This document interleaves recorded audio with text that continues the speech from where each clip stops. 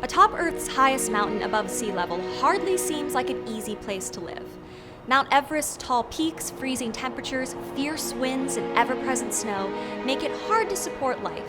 And while it's true that very few plants or animals can survive there, the most famous resident certainly seems at home: the Yeti.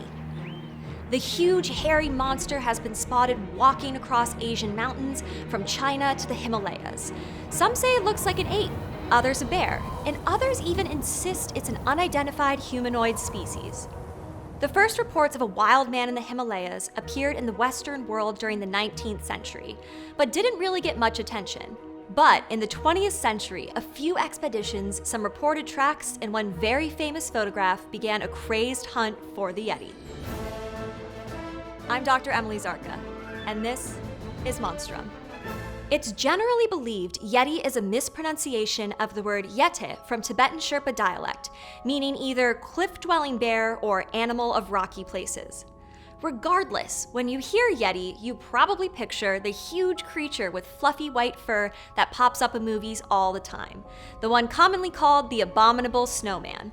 Abominable! Can you believe that? Do I look abominable to you? But there's no real folklore that supports that version before the 20th century. Written accounts of the Tibetan legend of the Yeti date back to the 12th century. Also called a wild man, many accounts describe the creature as an ape-like being, over 6 feet tall, walking on its back legs with reddish-brown fur covering its muscular body. Explanations range from a real animal displaced in search of food to a purely fictional folklore creature. Tibetan tradition recognizes a variety of Yeti, one said to walk on 2 legs, and another larger Yeti that preys on livestock and walks on 4 legs. Yeti are believed to live in the alpine forest below the snowline, although they will brave higher altitude for food and shelter. They don't eat or hunt humans, although they may steal food from them, preferring the mosses, frogs, and pikas that live on the mountain. In many stories, the Yeti is nocturnal and emits a high-pitched screech or whistle. In Tibetan tradition, it is more common to hear a Yeti than to see one. The 2-legged mete appears in Buddhist temple decorations and religious painted scrolls.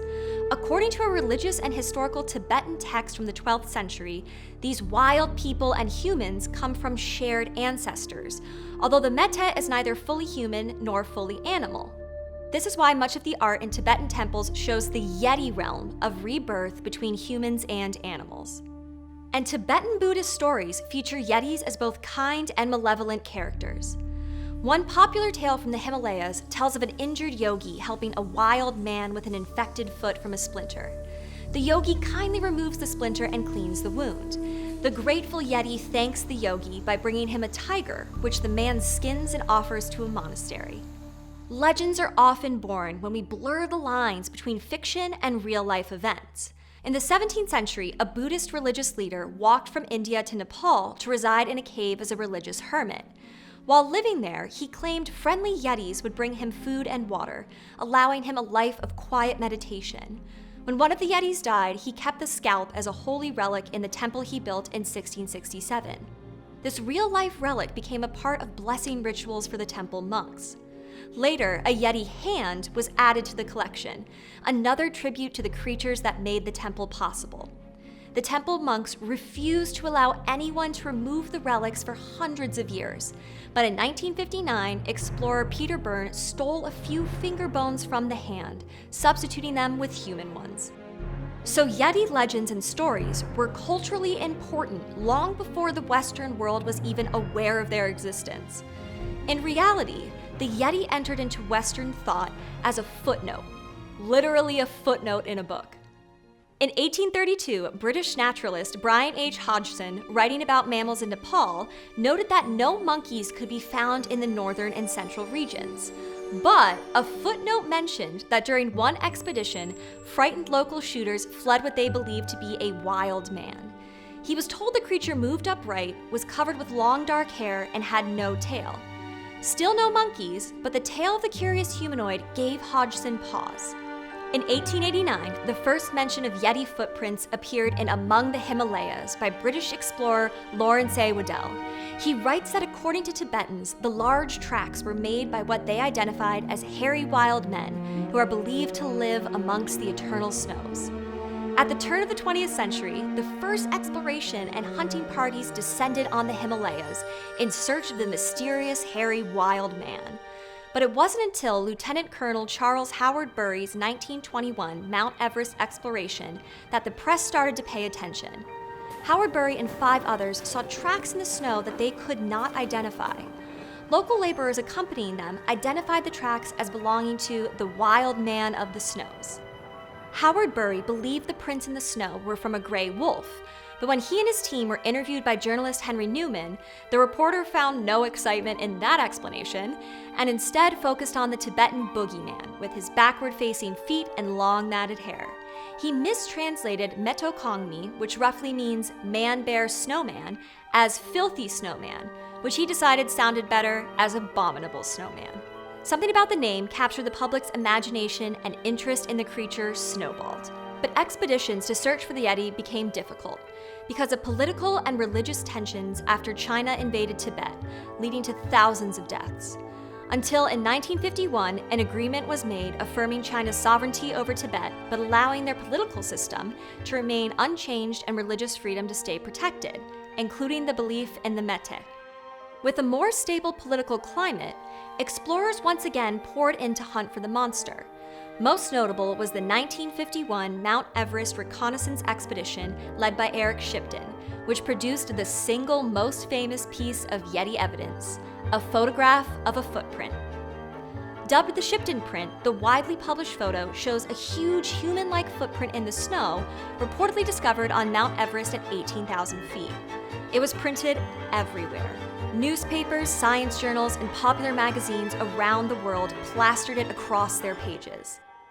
In 1952, a year after Shipton's famous photograph, a Swiss exploration team found possible Yeti tracks at 16,000 feet. A porter even claimed to be attacked by a Yeti, but the rest of the team didn't corroborate his story.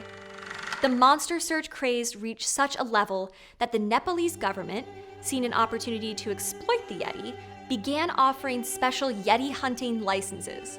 In 1954, the popular British newspaper The Daily Mail funded a Himalayan Yeti finding expedition. Texas oilman and monster hunter Tom Slick also threw his cowboy hat into the ring. His bio included hunts for Bigfoot and the Loch Ness Monster. In the 1950s, he dedicated 3 expeditions to the Yeti, and Life magazine offered him $25,000 for the rights to any photos he took of the creature. After 1959, tensions in the area came to a head again, and a Tibetan uprising led to a Chinese crackdown on Yeti expeditions for fear of espionage. For a decade, it was difficult to travel into the country to look for the Yeti, but 2 expeditions managed to wiggle through the cracks. Between 1960 and 1961, Edmund Hillary and Marlin Perkins led expeditions with a team of scientists who examined the infamous Yeti relic hand and ID'd it as coming from a modern human, although at the time they didn't know Byrne had swapped out the finger bones. Shockingly, the monks of the temple also allowed them to take the famous Yeti scalp, but only if one of their elders could accompany it, using the opportunity to raise money to build schools in Nepal. In 1960, separate examinations of the scalp in London, Chicago, and Paris found that it was a fake relic made from serow flesh. The discovery appeared to dampen the spirits of Yeti hunters, and expeditions began to wane. None of the expeditions were able to bring back conclusive evidence of a Yeti. Enter Rudolph the Red-Nosed Reindeer, the 1964 Christmas television special whose fluffy, white, arguably adorable Yeti reignited the popularity. The fanged, white, furry character with blue hands and feet at first seems scary, until it's revealed that it's only suffering from a toothache. The character Bumble is explicitly called an abominable snow monster. It's my opinion this is the thing that created the white-haired snow monster Westerners identify as a Yeti, the one most often seen in pop culture today. In the 70s, the Chinese government sent more than 100 people to investigate the Yeti. After they found nothing, they even allowed Western expeditions into Tibet again, but those didn't reveal anything either. In the same decade, the famous Shipton photograph became widely viewed as a fake. One team member of the 1951 expedition even told a journalist that it was very possible the photo was a hoax, given that Shipton definitely liked to take the mickey out of people and would think that was quite a good joke. But some of the expeditions over the years did return with more than photos. Newly discovered fragments of bones, skin, teeth, and fecal matter were all brought back and investigated, but nothing conclusive developed. It seems that every time some new scientific insight attempts to answer, is the Yeti real, the world pays attention. Take the Bhutan discovery, for example. In 2001, a British zoologist collected a few strands of hair from a hollow cedar tree in Bhutan. Under DNA analysis, the hair could not be identified as coming from any animal known to science. Was this conclusive proof that some yet unidentified creature lived in the Himalayas? Not exactly. In 2014, Yeti made the news again when a study showed that the hair actually came from an extinct Paleolithic polar bear. In 2017, a team of scientists analyzed another 24 supposed Yeti specimens taken from the Himalayas and Tibetan plateau, including bone, tooth, skin, hair, and fecal samples. All but one of the samples, which came from a dog, were from bears, including Himalayan bears who occupy the northwestern plateau. Himalayan bears have paler reddish-brown fur, which seems awfully like the hair in the descriptions of the original Tibetan Yetis. Interestingly, the scientists discovered that the Himalayan brown bear came from a unique evolutionary lineage that diverged from all other brown bears around 650,000 years ago. So in their report, the scientists say that the study's findings strongly suggest that Yetis are based on local brown and black bears. I happen to agree. Bears also play a really important role in Tibetan mythology and lore. There's belief in a half-human and half-brown bear creature called the Midrid. In Upper Tibet, among the Chinese Nahi people, apes, marmots, brown bears, and Midrid are the four brothers who are like humans but are not human. They were believed to have the same ancestry because they are all capable of standing on their back legs. Folklore tells of brown bears abducting women and producing children with them, and of brown bears leaving human footprints. Tibetan folklore, religion, scientific discoveries, there's actually a lot going on with this monster. It's kind of amazing. Both the snarling, bloodthirsty Yeti we see in some depictions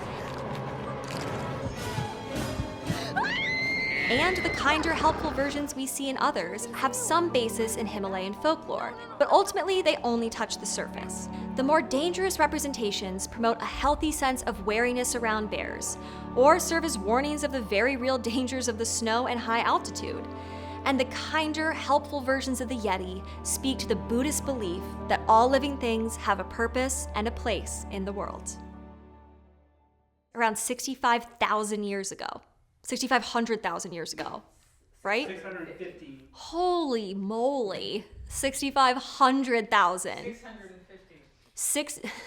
You can just type it out. 650,000. Wow.